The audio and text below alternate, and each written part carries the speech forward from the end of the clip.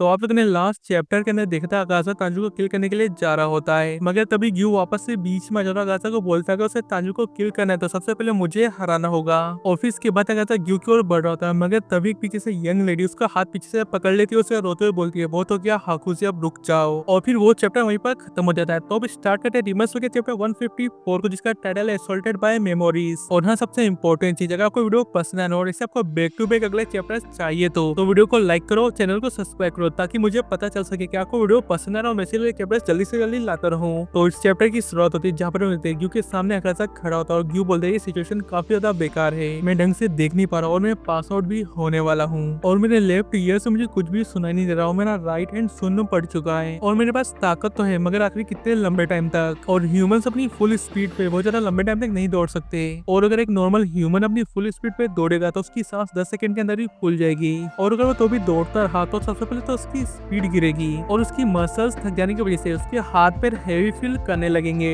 और ऐसा लगने लगेगा कि उन्हें हेवी वेटेड चेन से बांध दिया हो। और दूसरी तरफ डीमंस थकते भी नहीं और उन्हें पेन भी फील नहीं होता है। और मैं अपर रैंक डीमन के सामने इतने लंबे टाइम में फुल स्ट्रेंथ पे फाइट कर रहा हूँ, ये एक मिरेकल ही है। और ये चीज वही कर सकता है जो ब्रीथिंग टेक्निक्स को यूज करता हो। और फिर इसके बाद ग्यू बोलता है मुझे पास ऑन करना है जो मुझे मिला है, और मैं अब कभी भी मेरी आंखों के सामने मेरी फैमिली और मेरे फ्रेंड को मरने नहीं दूंगा, और मैं तांजूर को बचाऊंगा जैसे मुझे बचाया गया था। और फिर हम अकाजा को देखते हैं, अकाजा बोलता है मुझे जाने दो, मेरा हाथ छोड़ो, और आखिर तुम हो कौन। और फिर वो लड़की वापस से बोलती है रुक जाओ और ये जगह छोड़ो, चलो यहाँ से। और फिर अकाजा बोलता है नहीं, मुझे इन्हें मारना है। और फिर वो लड़की बोलती है क्यों। और फिर अकाजा रिप्लाई करता है मुझे स्ट्रॉन्गर बनना है और जो भी मेरे रास्ते में आएगा मैं उन्हें किल कर दूंगा। और फिर वो लड़की बोलती है आखिर तुम स्ट्रॉन्गर क्यों बनना चाहते हो। और फिर अकाजा बोलता है अगर मैं नहीं बनाता हूँ मैं उसे वापस नहीं ला पाऊंगा। और फिर यहाँ पर सीन शिफ्ट हो जाता है पास्ट में, जहाँ पर अकाजा की बैक स्टोरी दिखाई जाती है। और फिर इसके बाद हम देखते हैं एक बच्चे को बहुत बुरी तरीके से मारा गया और उसको पनिशमेंट दिया गया क्योंकि वो लोगों की जेब काट रहा होता है, और वो जेब इसलिए काटा होता है उसको मेडिसिन लाना था अपने फादर के लिए, और ये बच्चा और कोई नहीं अकाजा होता है। और फिर हमें यहाँ पर पता चलता है उस टाइम पे वो बात कर रहा होता है मेडिसिन की कि उसके डेट के लिए वो नहीं ला पाएगा और वो स्ट्रॉन्ग नहीं बना तो। और फिर इसके बाद उसको जज के सामने लाते हैं और फिर जज अकाजा को बोलता है तुम्हारे हाथ पे पहले से 3 लाइंस के टैटू से चोरी करने की वजह से, और अगर तुमने अगली बार फिर से चोरी करी तो हम तुम्हारे हाथ काट देंगे। और फिर अकाजा हंसते हुए बोलता है अगर तुम यही करने वाले हो तो फिर करो, और अगर तुम मेरे हाथ काट भी दोगे तो मेरे पास मेरे पैर है और मैं मेरे पैर से चोरी करूंगा, मगर जो भी हो नेक्स्ट टाइम तुम मुझे पकड़ ही नहीं पाओगे। और फिर जज बोलता है तुम सिर्फ 11 साल के हो मगर तो भी एक के बाद एक क्राइम करे जा रहे हो, और एक बड़ा साइज का मेन भी ढीला पड़ जाएगा 100 ब्लोस खाने के बाद, मगर तुम्हें कुछ भी नहीं हो रहा है, तुम सच में एक डिमोन चाइल्ड हो। और फिर अकाजा कहता है कहते रहो, और तुमने सही कहा मैं एक डिमोन चाइल्ड हूँ, मेरे से बॉर्न हो, मेरे पास फैंक्स भी है। और फिर हम देखते हैं अकाजा के फादर को पता चलता है कि उसका बेटा वापस से पकड़ा गया, जेब काटे उसने मार रही है, तो वो सुसाइड कर लेते हैं और अकाजा के लिए एक नोट छोड़ दिए जाते हैं जिसमें वो माफी मांग रहे होते हैं अकाजा से कि उसने अकाजा के लिए अभी तक कुछ भी नहीं किया और उसे इतनी मार खानी पड़ रही है। और फिर ये सुन के अकाजा काफी ज्यादा दुखी हो जाता है, मगर उससे भी ज्यादा वो काफी ज्यादा फ्रस्ट्रेट हो जाता है उन लोगों से जो उसको पनिश करते रहते थे, क्योंकि इनकी वजह से उसके फादर को काफी ज्यादा बुरा लगा, उन्होंने सुसाइड कर लिया। और फिर वो फ्रस्ट्रेशन में लोगों को काफी ज्यादा धोता है, लेकिन तभी पीछे से एक बंदे की ताली बजाने की आवाज आती है और वो बंदा ये देख के काफी ज्यादा इंप्रेस होता है अकाजा से कि एक बच्चे ने 7 लोगों को अकेले ही पीट दिया और वो भी बिना किसी हथियार के। और फिर करंट टाइम में अकाजा कहता है कि ये बंदा कौन है और मैं ये क्या देख रहा हूँ, क्या ये मेरी मेमोरी से। और फिर वो बंदा अकाजा की फाइटिंग स्पिरिट को देख के अपने डोजो को ज्वाइन करने के लिए बोलता है, मगर अभी फिलहाल अकाजा बहुत ही ज्यादा गुस्से में आता है तो वो बिना सोचे समझे उस बंदे पे अटैक कर देता है, मगर वो बंदा भी कोई नॉर्मल बंदा नहीं था, वो बिना अकाजा का एक भी पंच खाए उसे वहीं पर ढेर कर देता है। और फिर इस तरह अकाजा उस बंदे का डोजो ज्वाइन करता है और वो बंदा अकाजा का मास्टर है और वो अकाजा को कहता है तुम सही बहुत ज्यादा स्ट्रॉन्ग होता है, ज्यादा मार खाने के बावजूद तुम 1 घंटे में उठ गए। और फिर वो बंदा अकाजा को अपना नाम बताता है, उसका नाम कीजू है जो एक मटेरियल आर्ट डोजो चलाता है, और यहाँ पर वो हाथों से लड़ने वाली फाइटिंग स्टाइल को सिखाता है जिसे सोर्यू कहते हैं। और फिर वो ये भी बताता है कि उसका एक भी स्टूडेंट नहीं है और वो उसके दिन का खर्चा छोटे मोटे काम करके निकालता है। और फिर वो अकाजा को सबसे पहला काम ही देता है कि वो उसकी सिक डॉटर का ख्याल रखे, क्योंकि उसे बाकी दूसरा काम भी होता है तो ये काम अकाजा के ऊपर छोड़ देता है। और फिर अकाजा उस बंदे से पूछता है क्या तुम्हें कोई दिक्कत नहीं, तुम्हें क्रिमिनल को अपनी डॉटर का ख्याल रखने के लिए बोल रहे हो। और फिर वो बंदा हंसते हुए रिप्लाई करता है कि कोई दिक्कत नहीं है मिस्टर क्रिमिनल, मैंने थोड़ी देर पहले अपना पीट के सबक तो सिखाई दिया है। और फिर इस टाइम पे डीमन अकाजा को समझ में आता है कि उसे क्यों तांजीरो पसंद नहीं है, क्योंकि वो उसे यानी कि उसके मास्टर की याद दिलाता है, मतलब कि उसके पास्ट की याद दिलाता है। और फिर जब वो बंदा अकाजा को उसकी डॉटर से मिलाता है तब अकाजा उसे देख के उसकी ओर अट्रैक्ट हो जाता है, क्योंकि वो होती है इतनी ब्यूटीफुल। और अकाजा को उस लड़की को देख के उसके फादर की भी याद आ रही होती है, क्योंकि वो भी उसकी तरह इतने ज्यादा बीमार थे। और फिर अकाजा के मास्टर अपनी डॉटर से कहते हैं आज सुबह तुम काफी बेटर दिख रही हो और क्या तुम्हें अब अच्छा लग रहा है। और फिर उसकी डॉटर रिप्लाई करती है हाँ। और फिर अकाजा के मास्टर कहती है लड़का मुझे अपना नाम नहीं बता रहा तो मैंने वापस आने से पहले से निकलवा लेना। और फिर वो लड़की अकाजा के फेस पे लगी चोट को देख के बोलती है क्या तुम तुम ठीक हो।